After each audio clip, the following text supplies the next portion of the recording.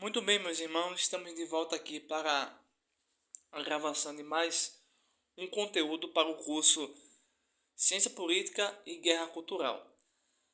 Como já dissemos anteriormente, vamos entrar no mês de setembro em diante, entrando justamente no ponto, acredito eu, mais importante e delicado do nosso curso, pois nessa parte iremos trazer para vocês todo um aspecto histórico, político, filosófico e teológico.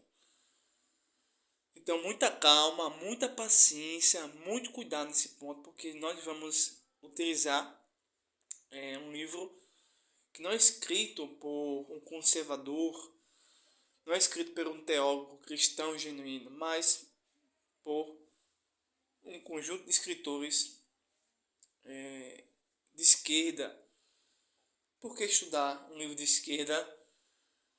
Uma das razões que nós podemos dizer aqui para vocês é que, antes de refutar um argumento, precisamos conhecer o argumento, precisamos conhecer o campo do inimigo.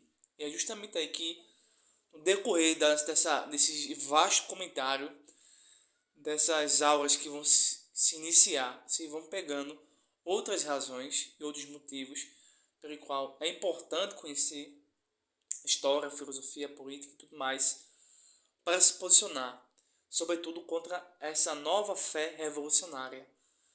Essa fé revolucionária no dia de hoje é uma fé esquerdista misturada com religião. A antiga fé revolucionária era o ateísmo misturado com a política. Mas aos poucos vocês vão entendendo toda essa guerra do imaginário. Então, vocês já receberam o livro via PDF, então já acredito que tenham já conhece um pouco das páginas do que o autor vai trabalhar. Então nós vamos aqui extrair ideias, pensamentos e tentar trazer para vocês a forma correta de como a história é.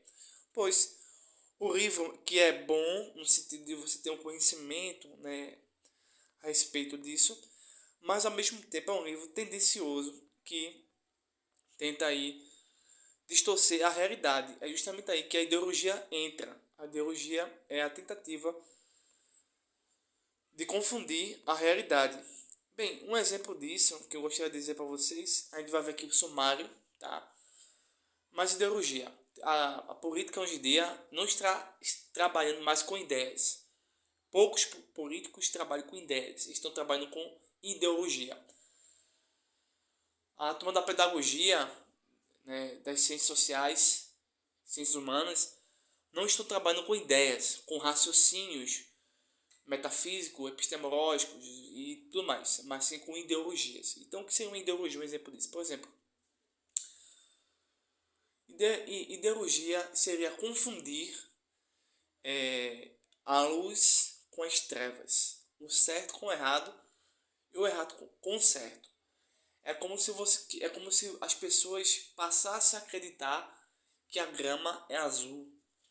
É como se as pessoas passassem a acreditar que os números não existem.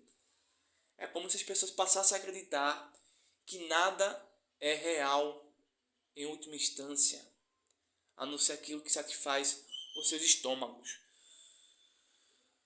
É meio confuso, que é justamente aí que é uma das características da ideologia, confundir a mente para desprendê-la da realidade. E muitos têm caído nisso. É um jogo de manipulação psicológica muito grande, pesado, e que, via das regras, nós podemos dizer com toda certeza, trata-se de uma religião satânica. E no meu livro, Os Fundadores do Comunismo, eu trago isso. A esquerda, a política de esquerda, o feminismo, o marxismo, o nazismo, o fascismo, é uma religião satânica que ganhou no decorrer da história diversos nomes e também de distanciamento entre esses nomes. Bem, então a ideologia é uma coisa muito vasta e extensiva para a gente comentar aqui também, mas só para vocês pegarem o ponto. Bem, nós temos aqui, gente, a introdução, pensamento político antigo, tá? Eu vou ler apenas os tópicos principais. não vou ver os subtópicos, porque isso é muito cansado, tá certo?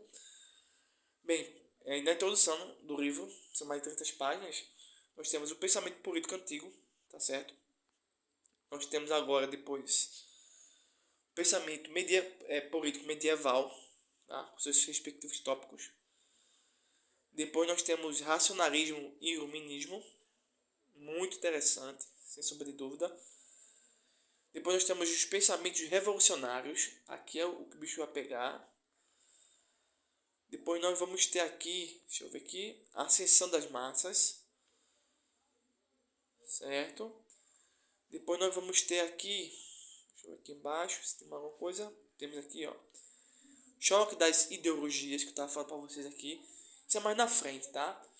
Mais na frente vai ver se é mais assim, é como se marxismo, política e ideologia caminhassem juntos, nunca separados, tá bom? Política pós-guerra, tudo isso a gente vai ver. Tudo isso a gente vai ver. Tudo isso a gente vai ver. Então, aí nós temos aqui a introdução.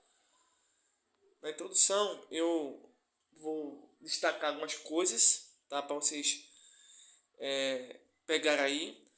Obviamente aqui é preciso entender que cada filósofo político está dentro do seu contexto, tá? Então, eles estão em um tempo, em uma época muito distante da nossa, e nós também estamos muito distante da época deles. Então, não vamos confundir nem criar anacronismos.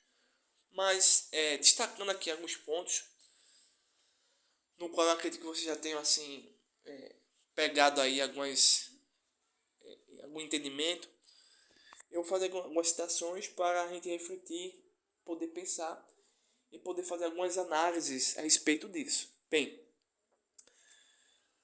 pessoal, a sociedade política existe com a finalidade das nobres ações, vírgula, não por mero companheirismo. Aristóteles é um pensador, um filósofo de primeira categoria.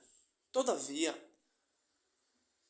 ele em suas argumentações tem diversos erros, né, que a gente precisa realmente entender isso aí, mas examinar tudo e reter somente o que é bom, o que é bem, tá bom?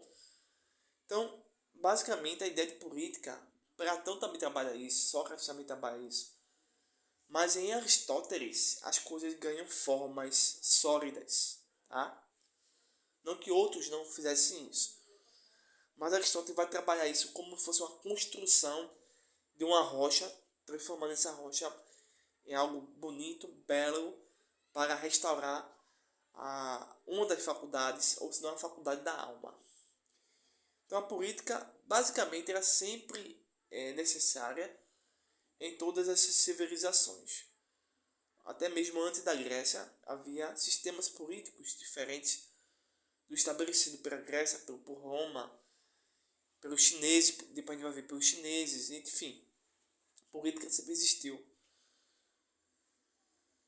Bem, no cerne da atividade política está o desenvolvimento de ideias e conceitos. Então, é justamente aí que, basicamente, os grandes conservadores, né, eles realmente vão trabalhar com ideias, com conceitos, com fundamentos, para estabelecer o bem-estar social e em outras coisas. Porém, no aspecto esquerda, tá, não acontece dessa mesma forma.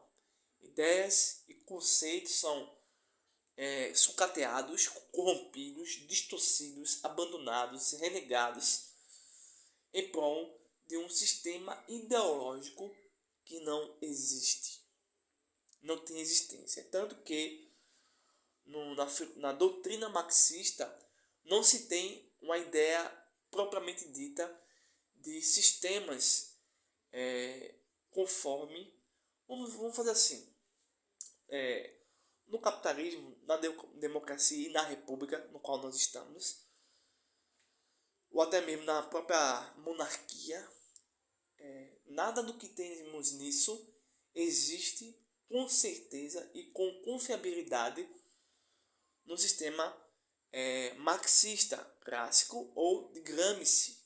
Tá? Não existe isso.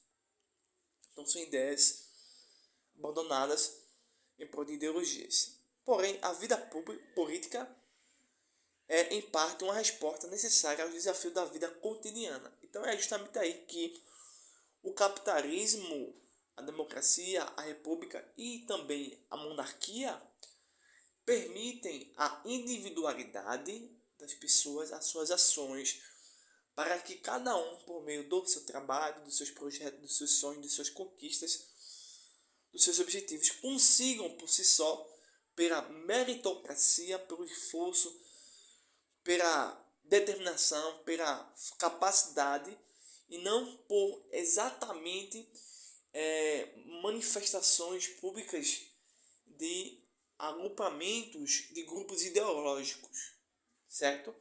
Você observa que quando uma pessoa sai da linha da pobreza por seus méritos, por estudo, por curso, né? Essa pessoa ela é realmente avivada.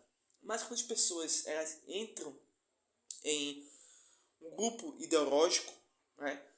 E querem alcançar aquele patamar que eles invejam, essas ideias estão contidas também no livro de um socialista, que lá na frente vai conversar um pouco, George Orwell, tá? Na Revolução dos Bichos. Então, esses grupos ideológicos que as pessoas entram, nada mais é do que o abandono da propriedade privada, da individualidade. É realmente uma distorção psicológica que acontece. Então, nada do que nesses grupos tem consegue superar o desafio da vida.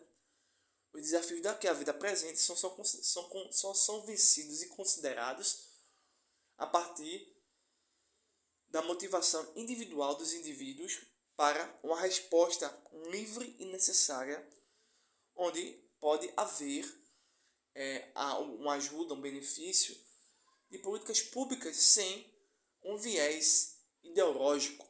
Mas, na prática, isso não está acontecendo. A tradição do pensamento político está associada ao pensador grego Aristóteles, como eu disse já no começo, para quem a política não era apenas a luta para satisfazer as necessidades materiais em condições de escassez.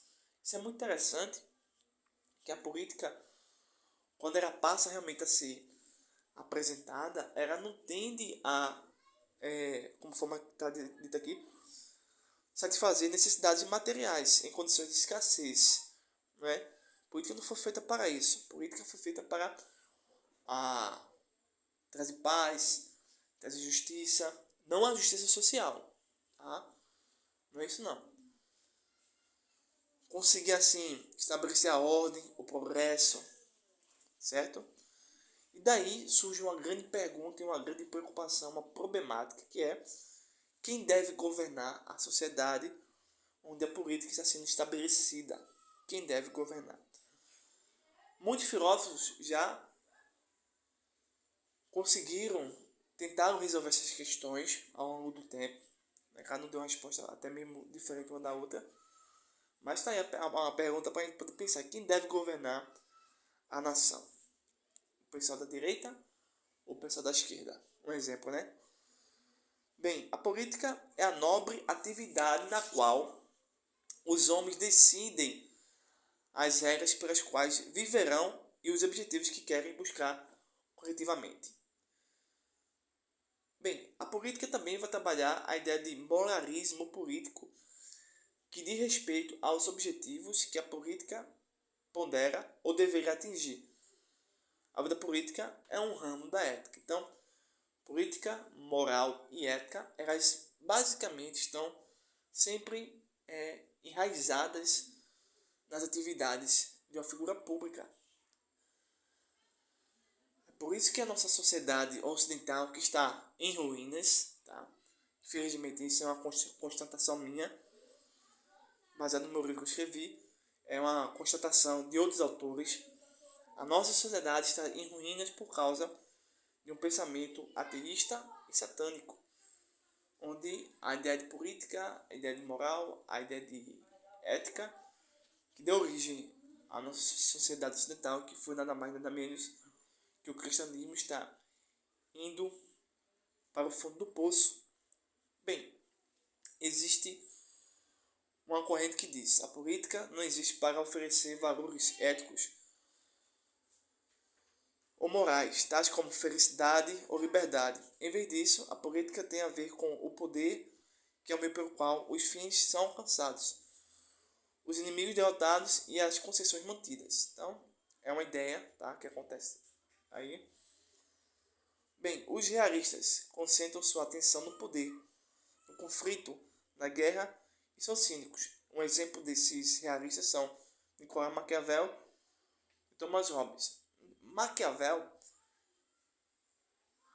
diz que a natureza humana dos homens é mentirosa, ingrata e não nobre e nem virtuoso. Conforme lá na frente ele vai ver que Confúcio vai dizer que a natureza do homem é boa, né? Já o Hobbes diz: o estado de natureza sem lei é aquele da guerra de todos contra todos. Então, temos a política que se baseia no realismo e a outra que se baseia no moralismo.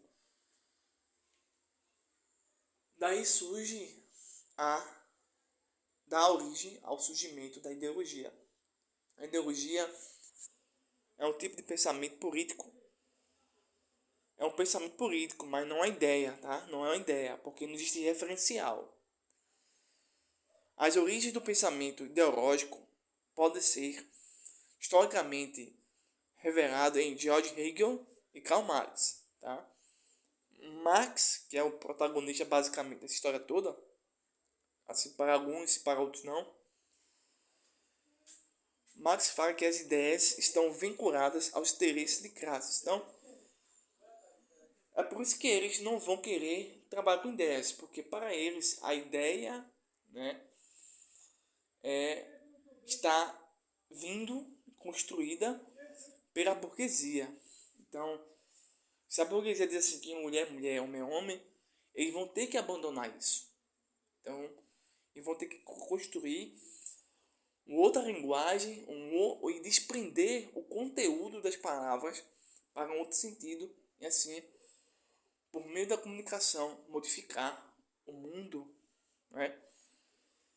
Então eles vão ter que abandonar por causa desse motivo. Para eles, se as ideias fossem apenas um reflexo dos processos históricos, isso significaria que os indivíduos nesses processos desempenhariam essencialmente um papel passivo. Na luta ideológica existe a paixão em vez da razão. Então, justamente aí, mais uma vez,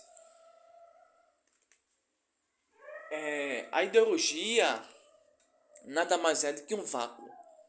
Não é um espaço, mas um vácuo, um vazio, algo onde não existe nada. E para preencher esse nada, né, esses indivíduos jogam todo tipo de rancor, ódio, presunção, arrogância, desejos sexuais abomináveis dentro do vácuo para preencher o vácuo. Preenchendo esse vácuo, eles conseguem reconstruir um imaginário totalmente irreal para trazer para a realidade suas ideias e construir assim o pensamento. Mas esse pensamento ele precisa ter uma isca, um referencial. Então eles criam todo esse sentimentalismo e dão um referencial nas deficiências humanas. Por exemplo, tem medicamentos que faz bem a muitas pessoas. Mas se eu quiser ser contra o medicamento, assim, eu estou dando um exemplo de um contexto que nós estamos estudando, tá? Esse medicamento pode trazer um mal para alguém? Pode. Se a pessoa tiver algum tipo de alergia, né? Então eu já entendo que o remédio faz mal. Então eu vou precisar pegar na deficiência, nessa raridade, nesse escasso exemplo, uma base nesse mundo real que existe para dar apoio ao mundo que não existe. Não confunda com o mundo da fantasia. É pior do que isso. É pior do que acreditar no Saci, no Papai Noel. É pior do que acreditar nisso. está muito mais distante do que isso. A ideia de ideologia. Tá bom? Bem, então Marx quer o triunfo revolucionário das classes trabalhadoras. Então, nas suas obras, Marx ele vê o trabalhador como o verdadeiro senhor do mundo, o senhor de toda a terra. Porém, isso é apenas ele está enganando os trabalhadores, tá? Para tomar o lugar dos burgueses e assentar-se sobre esses trabalhadores que acreditavam nele. Basicamente seria substituir algo ruim por algo pior, tá? Isso que aconteceu, isso que está acontecendo. O marxismo, de fato, é um tipo de moralismo utópico e realista, certo? Deste modo, Marx, na realidade, ao dizer a seguinte frase: os filósofos têm apenas interpretado o mundo. Justamente aí, as pessoas de bem precisam criar ideias e a partir dessas ideias que existem, que têm existência, criar uma boa sociedade e punir os maus. Os filósofos fazem isso. Porém, para o marxismo, a questão é transformá-lo. Mas essa transformação ela não pode ser entendida como algo positivo, pois a ideia de transformação do marxismo em suas obras é totalmente diabólico, pois a transformação que ele usa aqui, ele, na verdade, o que ele quer dizer com isso justamente é acabar com a família tradicional, e eles têm conseguido isso por meio da ideologia de gênero, do feminismo, do aborto e outras práticas e pensamentos. Eles têm conseguido destruir a propriedade privada. Eu acredito que você sabe que é isso que a gente estudou um pouquinho no livro passado, Mentalidade Capitalista. Acabar com a religião, principalmente a religião cristã, e com a liberdade individual. 4 pontos que dá força e vitalidade para eles inverterem a economia capitalista para uma economia socialista. Mas Mises também vai depois refutar essa ideia deles aí. Então, você precisa entender que, aos poucos, a doutrina religiosa de Marx, por que eu digo que a doutrina religiosa de Marx? Porque, na verdade, o marxismo ele consegue chegar às pessoas porque ele se transfigura em anjo de luz. Ele chega para os mais oprimidos, os mais miseráveis, os mais distantes da realidade, como um cobertor, como o pão, né? Como a água para o sedento. Porém, o troco que esses indivíduos tendem a ressarci-los é com sua própria vida, é com seus próprios crânios enterrados no chão para os insetos comerem. Isso a história mostra. A Revolução Chinesa, nós vamos ver, a Revolução Russa. Nada que nós estamos falando aqui é uma ficção. A única ficção que nós temos visto aqui, na verdade, é o marxismo. Então, essa doutrina religiosa de Marx, nós chamamos de materialismo dialético. Bem, para os marxistas ou para Marx, toda a realidade histórica gera em seu seio as contradições que levam à sua superação. Então, novamente é o seguinte, lembra-se que eu disse que a ideologia era um vácuo e nesse vácuo não existe nada, é um vazio, certo? Então as pessoas precisam preencher o vazio e jogam sentimentos ruins, tá? Decepção, preguiça, tudo que é ruim. Tudo que nosso corpo gera. Nosso corpo gera coisas boas e gera ruim. Concorda? Concorda, né? Aí joga nesse vácuo, uma espécie de lixo. Né? Jogou. Daí eles constroem um pensamento. Desse pensamento e vão buscar nesse mundo real uma base. Qual a base que Marx está construindo aqui? Para falar desse materialismo dialético. Porque ele vai dizer que não existe o espiritual, não existe o metafísico, não existe ideia, não existe mundo das formas, etc.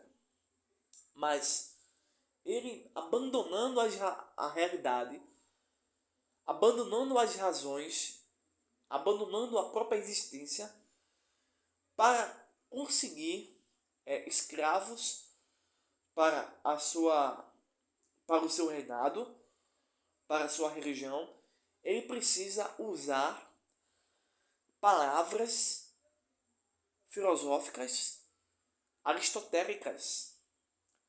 Ainda que essas palavras sejam desconectadas do seu real sentido. Certo? Mesmo assim, precisa usá-las em sua totalidade ou em sua parcialidade. Mas ele não consegue se comunicar com nenhum indivíduo a não ser pela realidade. Por exemplo, Deus ele só se comunica conosco por meio da realidade. Por exemplo, Deus ele criou e permitiu a fabricação da Bíblia. Ele criou a linguagem, entendeu? Ele criou a comunicação. Ele não pode chegar aqui e comunicar nada sem isso, esses mecanismos que ele criou. Então Marx, abandonando toda a realidade por meio de sua vasta pesquisa, que sobretudo é uma falácia, ele abandona toda a realidade, abandona a verdade, mas ainda assim precisa da verdade para dizer não. Se ele diz assim, socialismo é bom e capitalismo é ruim, ele está usando critério de verdade, critério de bom e ruim, que só pode existir no mundo, exemplo, no mundo ocidental. Essa ideia de certo e de errado, de bom, ruim, homem e mulher, vem de culturas filosóficas, culturas romanas, cultura cristã, mas ele precisa abandonar tudo isso aí. E justamente é o que acontece. A ideia de uma nova fé revolucionária, de uma guerra cultural, de uma guerra do imaginário. Isso é interessantíssimo, tá? Então eu acho que eu estou tentando trazer para vocês aqui a ideia de como vocês podem pegar a questão. Então, para eles dizerem qualquer coisa, eles vão ter que dizer. Por exemplo, para eles falar mal de um presidente conservador, eles vão ter que dizer que é esse presidente conservador. Eles têm que dar nome ao objeto. Então, quando eles dão nome ao objeto, eles estão fazendo uma reflexão. Ainda que a conclusão deles seja o distanciamento consciente da realidade. Mas quando eles criam essa comunicação, eles passam e saem desse mundo fictício, tá? Desse mundo ultra fantasia para o mundo real. E aí sim, a gente consegue, opa, você está se confundindo. Ou ele volta para o mundo enlouquecido, ou ele recobra ao mundo real. Entendeu? Bem, então, a dialética é a lei de desenvolvimento da realidade histórica. Veja bem, nós que somos educadores cristãos, estudamos o marxismo a partir das suas obras para refutá-lo. Bem, existe hoje em dia uma série de livros que é a favor do marxismo, tá? E de outras ideologias. Mas basicamente tudo começa no manifesto do Partido Comunista. Eu particularmente diria manifesto do Partido Satanista. Do Partido dos Trabalhadores, eu diria assim. Né? Bem, depois nós vamos ter uma outra obra chamada Do Socialismo Utópico ao Socialismo Científico. Depois nós vamos ter a Ideologia Alemã, Trilogia da Revolução, Trilogia da França, abre aspas, o 18 de Brumário de Luiz de Bonaparte e Crítica ao Programa de Gotha. E por fim, o Capital, certo? Bem, deixa eu passar aqui, tentar algumas coisas. Aqui eu citei toda uma cronologia, mas eu vou fazer o seguinte, uma coisa a vocês a mais também. Você percebe nas obras dos marxistas ou do Marx a ideia de superestrutura e a ideia ou a ideologia da infraestrutura. Porque tem coisas, gente, que eles podem usar como ideia e como ideologia. Por exemplo, homem e mulher é uma ideia, é algo real, concreto, provado. Porém, a gente pode usar essas mesmas palavras para dar base à ficção. Eu acho que vocês estão entendendo. Quando eles dão base à ficção, eles vão fazer como? Dizer que homem e mulher são construções sociais que dão origem a diversos tipos de gênero, dando origem à ideologia de gênero, para dar fundamentação a práticas sexuais de todo tipo abomináveis, certo? Por aí vai. Bem, ou seja, a superestrutura é aquilo que sustenta, mantém, renova e cria uma espécie de estabilidade para criar as relações de produção, isto é, cultura, religião, moral, direito, Estado, política, polícia, exército, hospitais, por aí vai, escolas, universidades. Isso é a superestrutura, certo? Já a parte de baixo, a base, o fundamento, é chamado de infraestrutura, que vai determinar a superestrutura, que vai apoiar, vai mandar nutrientes, que vai sustentar, vamos dizer assim, que é forças produtivas, como tecnologia, ciência e talento, e também as relações de produção, que são direitos de propriedade sobre os meios de produção. Aqui já conseguimos perceber a origem de todas as ideologias de esquerda no passado e talvez no futuro. Posteriormente, a violência e as guerras que a doutrina marxista criou, pouco a pouco foi escondida, camuflada, silenciada, mas nunca abandonada, pois o pensamento revolucionário da fé marxista é hoje embutida na liderança de Antônio Gramsci. Antônio Gramsci, juntamente com seu conceito de hegemonia cultural. Ele vai criar, a partir daí, a ideia de guerra invisível, que nós chamamos de revolução cultural ou a guerra do imaginário. Antônio escreveu os chamados Cadernos do Cárcere, dando continuidade aos planos de dominação mundial estabelecidos por Karl Marx e diversas organizações ocultistas. Mas existe uma diferença entre o marxismo e o gramscismo.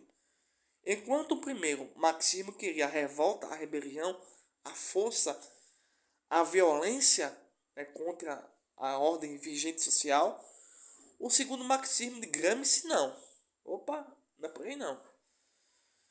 No marxismo de Gramsci, eles vão criar a sociedade perfeita comunista no plano mental, corrompendo a visão de mundo, corrompendo a educação, a cultura e as ciências. Temos aqui a chamada luta ideológica, que nada mais é do que preencher o vazio com sentimentalismo negativo, né? É onde você pega um descendente de escravo, né, de alguma tribo, de um país, né, enfim, uma pessoa, um homossexual, aquela coisa toda, e dá a ele subsídios, força, ibope, motivação para destruir a nossa sociedade por meio dos próprios mecanismos que dão sustentação. Então, temos aqui justamente a luta ideológica, onde os manipuladores de mente colocam os grupos excluídos como duas coisas: combustíveis, tá? E como defesa para dar vitalidade ao comunismo. Mais adiante, a gente vai perceber aqui, aí já a gente vai concluir, tá? Essa primeira aula de muitas, tá certo? Então aqui vocês que já estão percebendo o tamanho da extensão. Então, Gramsci vai fazer o seguinte: como fazer alguém aceitar o comunismo? Como fazer alguém aceitar as piores ideias e práticas? Como fazer as pessoas abandonarem o capitalismo? Como fazer as pessoas abandonarem a filosofia? Como fazer as pessoas abandonarem o cristianismo? Como fazer as pessoas abandonarem o direito romano? E assim vai. Ele responde ocupando espaços para formar a espiral do silêncio ou a janela de Overton. E assim bem, de forma devagar, criar o idiota útil ou o imbecil coletivo. Os comunistas estão infiltrados em tudo que você puder imaginar, para dar origem, sustentação e continuidade à sua revolução cultural. Destaco para vocês a frase de Antônio Gramsci, que diz o seguinte: nós vamos destruir o Ocidente, destruindo sua cultura. Então, veja que a ideia dele. Vamos nós infiltrar e transformar a sua música, a sua arte, a sua literatura contra eles próprios. Não tomem quartéis, tomem escolas e universidades. Não ataquem blindados, ataquem ideias. Do mesmo modo que eles estão conseguindo destruir toda a sociedade ocidental, tudo, por meio desse conceito, dessa estratégia, nós podemos restaurar nossa cultura usando as armas deles. Ou seja, nós vamos destruir o comunismo destruindo as ideias de Marx. Vamos nos infiltrar e transformar a música comunista, a arte comunista, a literatura comunista contra eles próprios. É isso que nós estamos fazendo aqui nesse curso. Não tome quartéis. Não vamos assumir basicamente a liderança do STF, não é isso? Vamos tomar de volta as escolas, vamos tomar de volta as igrejas. Não vamos atacar blindados, não estamos aqui atacando pessoas. Vamos atacar as ideologias deles. Ok? Finalizando, meus irmãos, nós vamos fazer aqui um rápido comentário. Basicamente a respeito do pensamento político da China, tá? E o pensamento político da Grécia. Talvez da Grécia a gente não vai ver hoje. Mas da China sim, por exemplo, importante nesse ponto. Mas eu acredito que vocês tenham visto aí no livro os pontos que vocês precisam pegar, tá bom? Depois a gente vai ver mais sobre Confúcio, tá? A gente vai voltar um pouco para Confúcio. Eu fiz algumas anotações. Então, vocês acredito que até a página... eu vou fazer o seguinte. Até a página 27, eu estou fazendo um comentário, tá? Até a página 27, até o comentário. Então, eu espero que vocês tenham visto aí a parte de Confúcio, tá? Nessa parte, eu vou entrar agora na China, o pensamento e a evolução da China, tá bom? Próximo vídeo, nós vamos entrar na arte da guerra de Sun Tzu e dando também origem aí, dando também continuidade a Monzi e falar do filósofo Platão na próxima aula. Mas hoje nós vamos encerrar apenas a página 27, ok? Paramos na página 27. Nessa página eu espero muito que vocês tenham já visto alguma coisa, pois a partir daqui eu vou trazer uma informação a mais que tem tudo a ver com a Revolução da China. Pois a Revolução da China foi um abandono completo e um desprezo total e também e se fundiu também com o confucionismo, né? Com a ideia de Confúcio. A China hoje em dia é uma nação totalmente comunista. Houve uma revolução na China que a mídia, as escolas não dizem isso, mas nós vamos dizer. A revolução na China. Bem, tem aqui, deixa eu ver se eu voltar aqui. Deixa eu ver isso aqui. Deixa eu botar mais pra frente aqui. Bom, temos pensamento político na China, né? Então nós vamos falar basicamente agora sobre a Revolução na China. Como o comunismo entrou na China e devastou, tirou vidas inocentes. Bem, Mao foi o terceiro filho de uma família de camponeses. Nascido no vale de Shaoshan, dentro da província de Hunan, no coração da China, no ano de 1893, foi chamado também de Tse-tung, que significa brilhar sobre o leste. Quando tinha 27 anos de idade, aproximou-se do Partido Comunista Chinês, aceitando, mediante remuneração, administrar uma célula do partido em Hunan, tendo como missão principal recrutar membros para a causa e organizar sindicatos.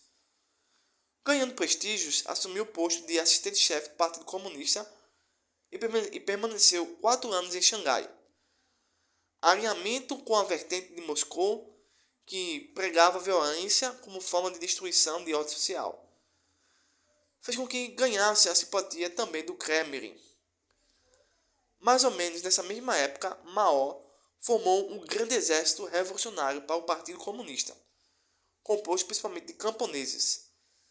Sua influência na região central da China, principalmente na província de Xianjing, levou em 1831 a proclamar a independência do governo leal do país, criando um novo estado chamado a República Soviética da China. Mao foi nomeado presidente. O governo chinês reagiu fortemente a essa rebelião e executou diversas campanhas militares, fazendo com que as tropas comunistas fugissem de Xianjing para o norte da China, dando início à conhecida Grande Marcha, onde morreram 70 mil de um total de 100 mil pessoas. Nessa época, ele se tornou a principal figura do Partido Comunista Chinês. O Exército Comunista, chamado de Exército Vermelho, conseguiu se reestruturar e, no contexto da invasão japonesa de 1937, retomou áreas que haviam sido perdidas.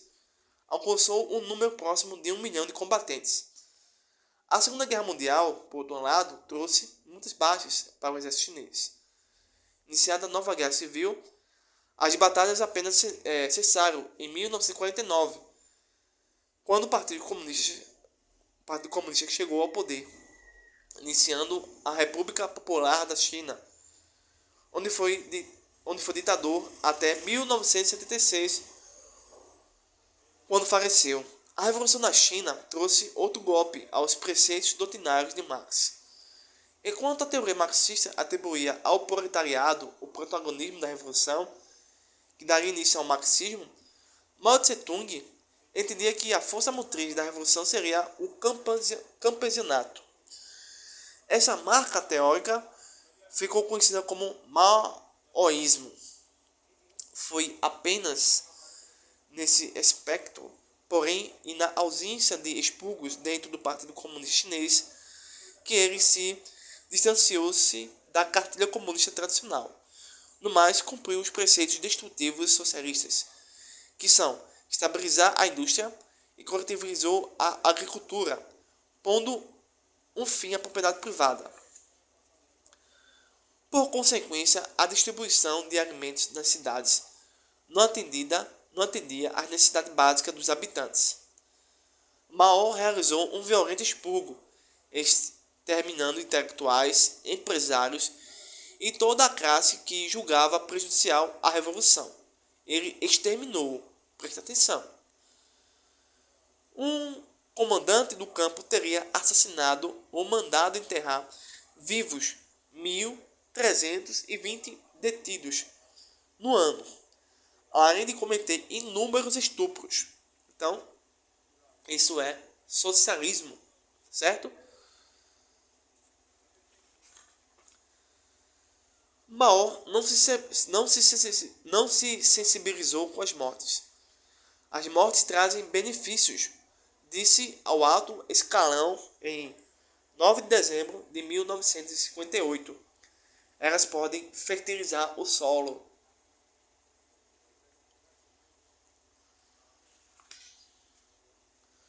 O secretário do partido Dan Niming ordenou que seu corpo fosse fervido em fogo brando até transformar em fertilizante para os campos de abóboras. Os longais, eles são um campo de concentração chinês. Os longais com a finalidade de serem reeducados. Então, as pessoas eram enviadas a esses campos de concentração para receber essa educação marxista, que está sendo hoje posta em prática na educação, nas escolas fundamentais, ensino médio e universidades. Se diz que nesse campo de concentração morreram 27 milhões de pessoas. Os que eram flagrados roubando alimentos ou protestando contra as políticas comunistas, quando não enviados aos campos de trabalho forçados, eram executados sumariamente. Essas execuções eram intencionalmente públicas, com o propósito de manter o povo calado em condições de subvivência. Mao estava pronto para se desfazer. 1957, quando se encontrava em Moscou, ele disse: "Estamos preparados para sacrificar 300 milhões de chineses pela vitória da Revolução Mundial." Isso equivalia a cerca da metade da população da China de então.